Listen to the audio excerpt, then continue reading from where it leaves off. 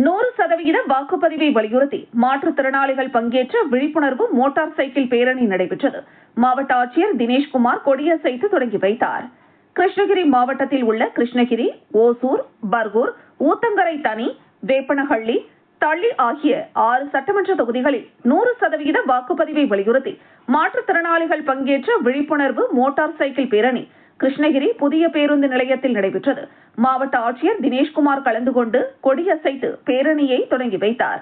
இந்த பேரணியில் ஒரு விரலில் மை, நாட்டிற்கு நன்மை, கட்டாயம் வாக்களிப்போம், வாக்களிப்பது நமது உரிமை, வாக்களிக்காதவர் குரல் இல்லாதவர், ஒரு விரல் நீட்சி, ஜனநாயக மலர்ச்சி என்பது போன்ற விழிப்புணர்வு நோட்டீசுகளை வாகனத்தில் ஒட்டியும் பதாகைகளை சுமந்து கொண்டும் புதிய பேருந்து நிலையத்திலிருந்து லண்டன்பேட்டை நகர காவல் நிலையம், பழைய வீட்டு வசதி வாரிய குடியிருப்பு வரை பேரணியாக சென்று விழிப்புணர்வு ஏற்படுத்தப்பட்டது.